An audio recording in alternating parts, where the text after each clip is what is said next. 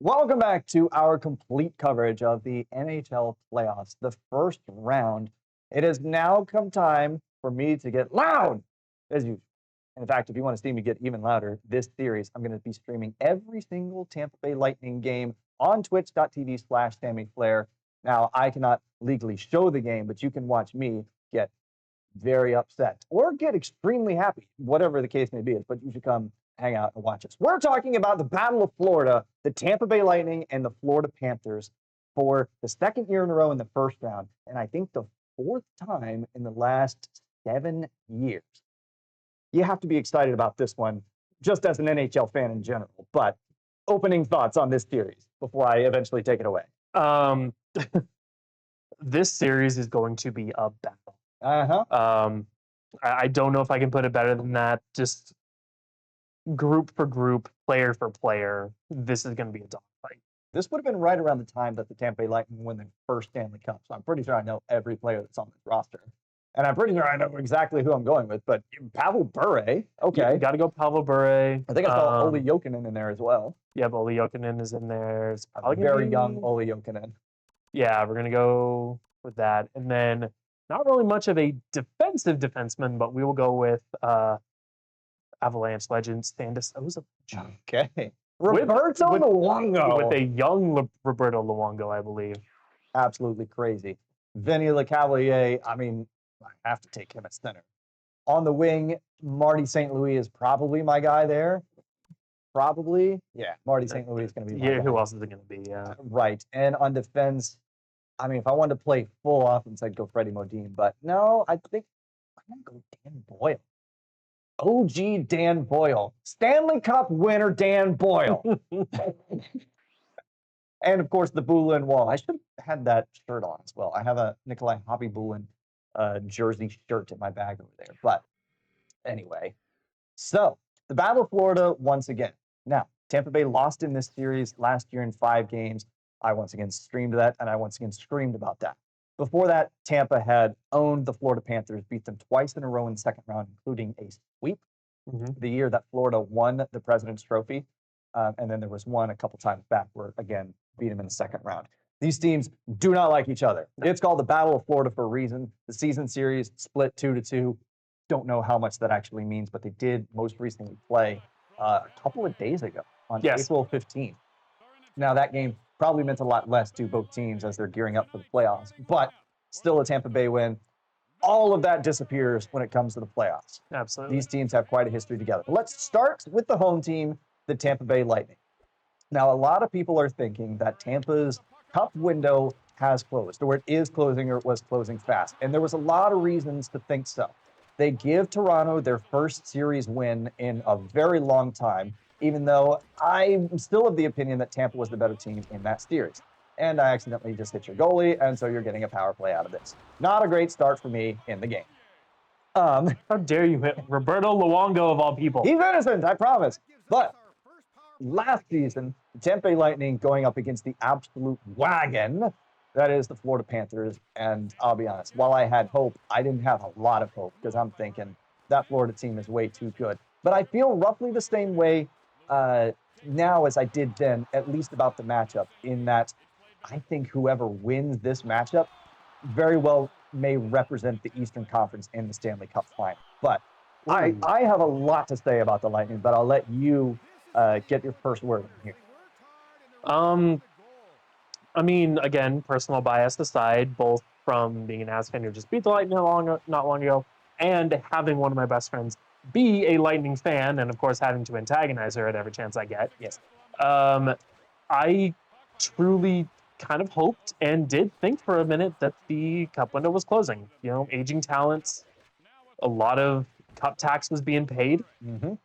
And then you just go out and get Jake Gensel, and then all of a sudden just all bets are off again. Casual 40-goal scoring Jake Gensel.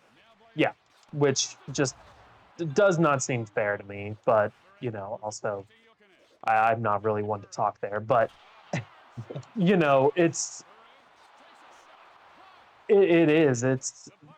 And you guys are, I think you guys are a better team than last year. I wholeheartedly agree. My gripe with the team in the last 2 seasons has been defensive responsibility, and it hasn't been there. And it's not just the defensemen that bear the weight of that. It's been the forward group as well. They just have not protected Vasilevsky as much as he needs to be. The backup goalie situation has overworked Vasilevsky. No matter how good of a goalie you are, if you're playing 60 games a season, eventually your tank is going to run dry. Now, they have addressed plenty of those things, except the backup goalie situation. Still not a fan of Jonas Johansson being our backup, but it is what it is. Defensively, they have, with the departure of Mikhail Sergachev, they got some younger talent, which I am very happy with. Namely, J.J. Moser. He stepped up in a big way. Emil Lilleberg, a promising force to be reckoned with as far as an enforcer type. Went out, got Ryan McDonough back, getting the boys back together for what we thought was going to be, Steven Stamkos. Nope, never mind. It's Jake Gensel this time around. But it seems like the fire has returned, and the trade deadline kind of sealed that by going to get Yanni Gourde and Oliver Bjorkstrand, which I just saw Bjorkstrand is ruled out for game 1 of this series. I'm not sure how much farther that extends, but at least a good piece is going to be missing for the Lightning on this one. Offensively, nothing has really changed there, right? Nikita Kucherov wins the scoring title again. Brandon Hagel, ridiculous. Braden Point, ridiculous. You replace Steven Stamkos with Jake Gensel. Oh, by the way, you still have a guy like Nick Paul as your third-line center, and you have some promising young talent in Mitchell Chafee, Gage Gonzalez. I mean, I cannot think that I can't not think that this Lightning team is truly one of the best offensive teams in the league. And they fixed what they needed to fix, and they are more defensively responsible. That said, they definitely have some gaps in their system. They are far from perfect, but if the cup window is indeed closing, this is probably the best opportunity that they have to force another Stanley Cup in. How many guys do you have on expiring contracts? Plenty. Okay. Not necessarily this season, but Hedman's contract is coming up soon. Kucherov's contract is coming up soon. A lot of the single-year players that we picked up there, Oliver Bjorkstrand, I think, is on a single season still. Yanni Gourde, I think, maybe has 2 seasons left. But, we picked up a bunch of depth pieces like Zemgus Girgensons, Cam Atkinson. Yeah. These are all like 1-year deals. So it's going to be the same revolving door that Julien Brisebois has done in the past few years. He kind of takes this mentality of fuck them picks, we're just going to keep winning. Basically, yeah. And that's where we are again. But let's move over and talk about the Florida Panthers to try to have a more objective look at this. And once again, I'll give you first crack at the Panthers here. What do you love about them, and why could they win the Battle of Florida this year? They are just like, we talked about in the past, we talked about Brady Tkachuk and just pissed people off. Matthew Tkachuk is that, but with experience. He's better. He's that, but with playoff experience. Yep. And he's, again, we saw it in the Four Nations. He fought right away, and he was a huge factor against a combination of the best players in the world. Mm-hmm. And they're getting him back. They were without him for a good chunk after the Four Nations, if not all of it. I can't remember. Yep. But I think that's a huge factor. And I don't know if there's an actual full-on weakness on the Panthers. I really don't with their additions. I mean, we haven't even talked about Brad Marchand. Yep. We haven't talked about Sam Bennett, who is another guy who's going to piss you off and also put up a bunch of goals. Yep. And again, who knows what Marchand's full contribution is going to be, but if he's just going to be what he was in Boston the past couple of years, playing second fiddle to David Pastrnak, where he's playing third fiddle to Tkachuk and that really good. Yeah. Where he's playing third fiddle to Tkachuk and Bennett now, plus the upgrade on defense and getting Ekblad back, I don't see a weakness here. So Ekblad being suspended for the first 2 games of this series, which is a tremendous benefit for the Lightning for sure. But to kind of address that, they go out and they get Seth Jones, while he's a good player, he's had to be relied on to be the guy wherever he's played. He wasn't going to be the guy in Chicago. He was not going to be the guy in Columbus. But as a second pair defenseman where some of that pressure's off, he has thrived. And so he's looking pretty dangerous there as well. Mhm. I think he hit a lot of the things that I was already going to say. Brad Marchand, what do you do with this guy? How much is he going to play? How much is he going to be present? Matthew Tkachuk, he's going to come back. He played, what was it, last year or the year before? He played the entire Stanley Cup final with a broken sternum. I mean, but you have to ask, what percentage of health is Matthew Tkachuk going to be? And is he better? Is Matthew Tkachuk at, let's say, 70% better than another option? I guess we're going to have to try to find out. The thing that gets to me about the Panthers is the recency bias. They don't look very good. They haven't looked good since Four Nations tournament. Now, I don't think that the Panthers, much like the Lightning, they couldn't care less about winning the division. They just need to get in the playoffs, and then they're going to flip a switch and they're going to do their thing.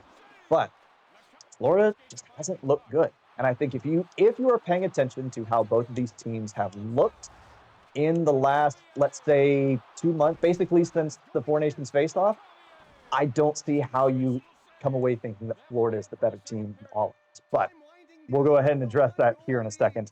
Any other thoughts on the Panthers?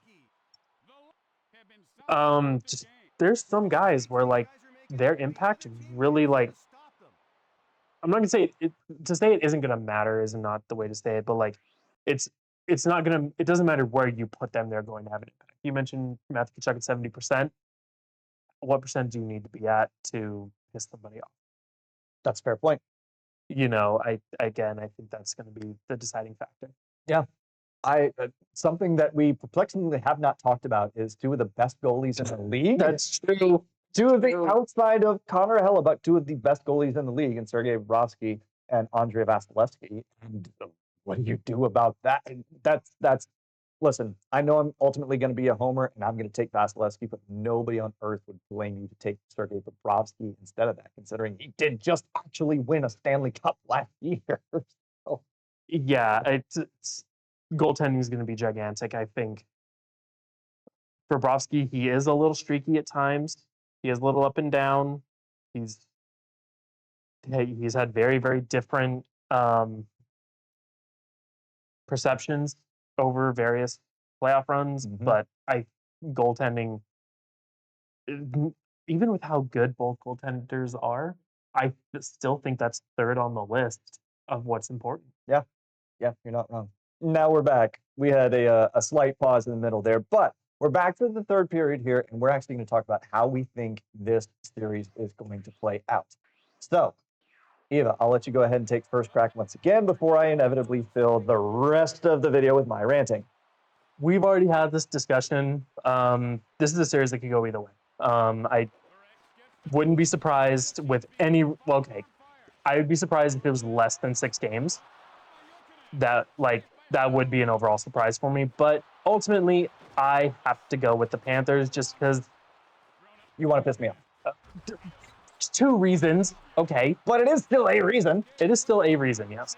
But honestly, I do. I think the Panthers, I think they're going to be more physical, which is something that comes up huge in the playoffs.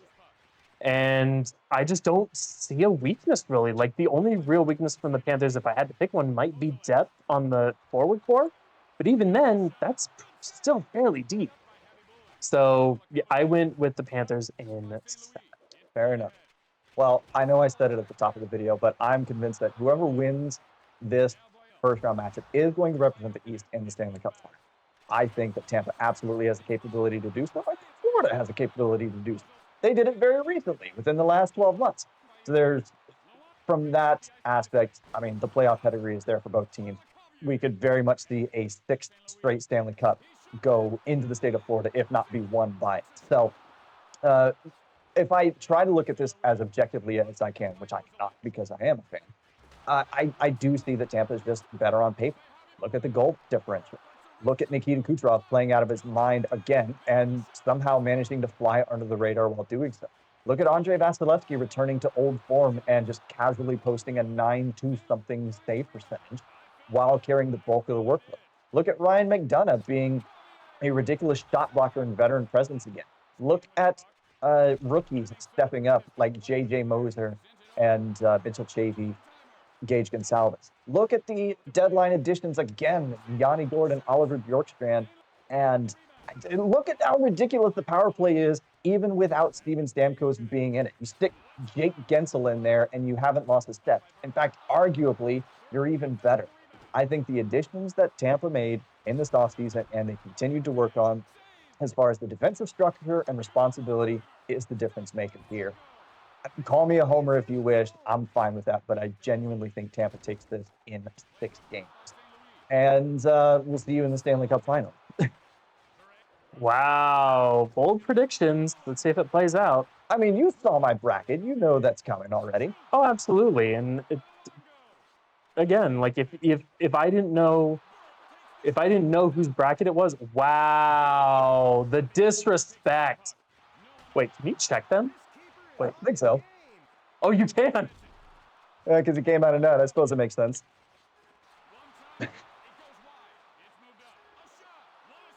Wow, you suck, Panthers. Never mind. I'm picking the. No, never mind. Closing thoughts on this one? Again, it's gonna be a fight. It's gonna be a dog fight. It's gonna be a true battle. It's gonna be fun. Very fun. Like, if I had to pick one series where I did not want to miss a single game of it outside of Avs Stars, from both a fan perspective and a homer perspective, it would be this series. There you go. And once again, I will be live commentating each and every Lightning playoff game over on twitch.tv/SammyFlair. I'll also make a quick little one-taker personal breakdown of this first round series. I'll record that by myself later on. But there you go. That's our second disagreement in 2 series out of the Eastern Conference. We got 2 more to go. We need to tackle the Metro divisions. So if you want to see those videos, down in the description. If you want to see all the other ones that we've done so far, down in the description. And we're going to talk about next the greatest goal scorer of all time. Stay tuned. And before Panthers in 4.